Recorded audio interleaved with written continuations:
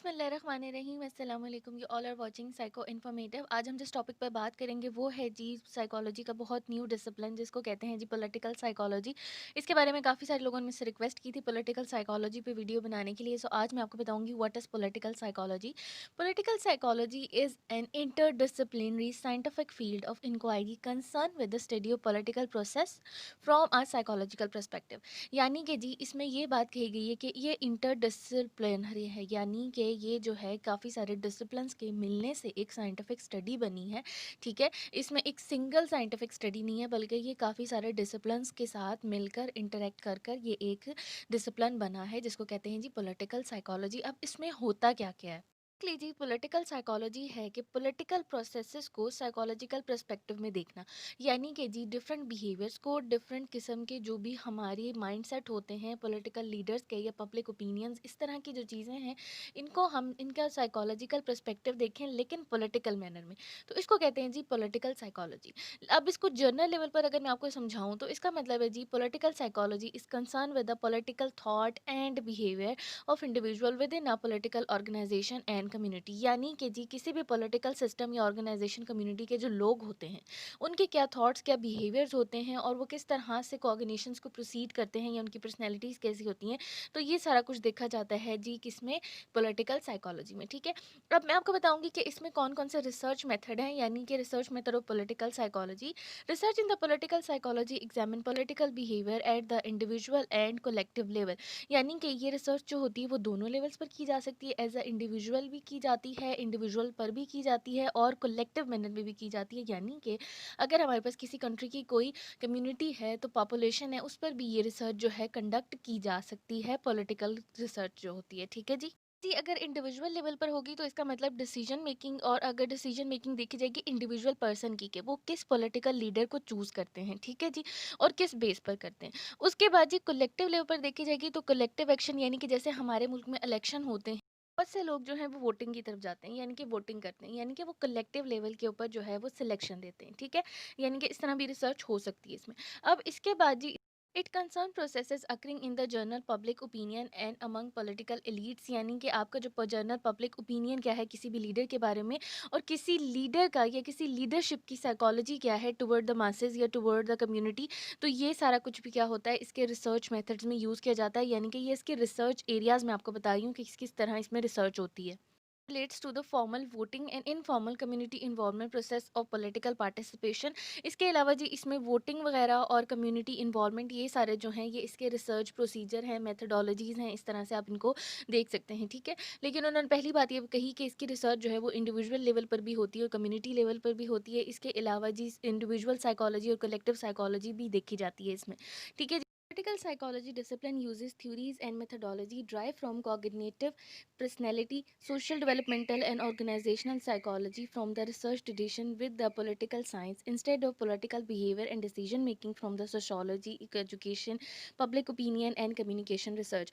यानी कि जी इसमें जो थ्योरीज और मेथोडोलॉजी यूज़ होती हैं वो बेसिकली ड्राइव की जाती हैं कॉग्निटिव पर्सनैलिटी और सोशल और डेवलपमेंटल ऑर्गेनाइजेशन साइकोलॉजी में से।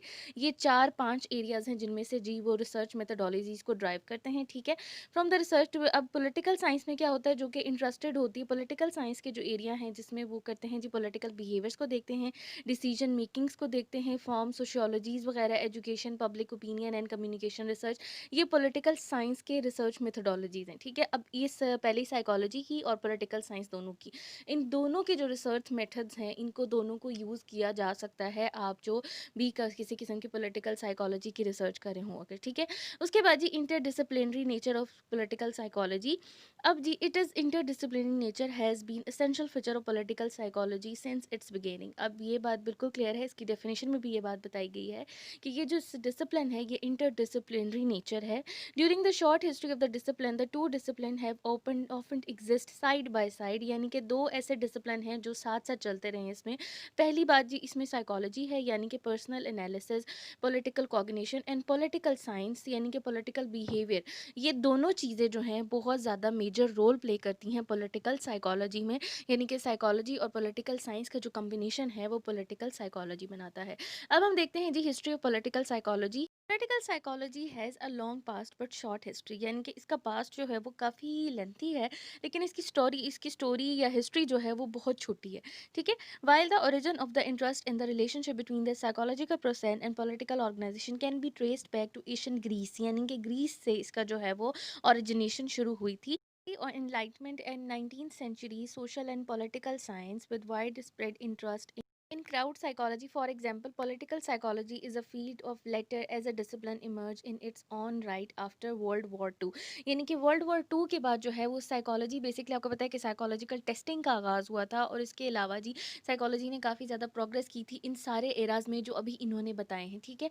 ग्रीस ने भी इनमें पार्टिसिपेशन की थी। इसके अलावा जी ग्रीक फिलोसोफर थे, उसके बाद एज ऑफ इनलाइटमेंट, इसके अलावा ये सारी चीज़ें यहाँ पर एबनॉर्मल साइकोलॉजी, जो एक्सपेरिमेंटल साइकोलॉजी, यानी इन सारी साइकोलॉजीज़ ने क्या की थी, ओरिजिनेशन शुरू हुई थी। ठीक है। अब पॉलिटिकल साइकोलॉजी इस तरह से ओरिजिनेट हुई क्योंकि वो मैसेज के ऊपर काम करना शुरू कर दिया। उन्होंने क्राउड की साइकोलॉजी समझने की कोशिश की।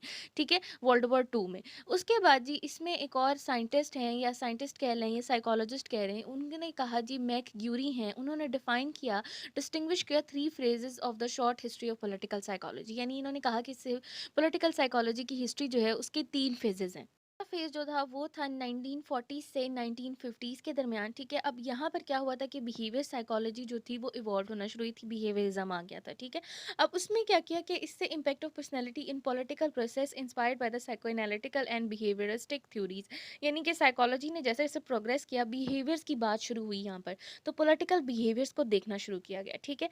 फिर जी बात आई सेकंड फेज़ की। सेकंड फेज़ में 1960s और 1970s में interest turned toward political attitudes and voting behaviors, largely based on the newly available survey data and statistical technique that allowed, for example, investigating the impact of political campaign on attitude and voting behaviors। यानी कि जी यहाँ पर अब देखा गया कि जो भी पॉलिटिकल एटीट्यूड्स अपनाए जाते हैं या बिहेवियर्स होते हैं, उनका आखिर इम्पेक्ट क्या होता है लोगों के ऊपर। ठीक है।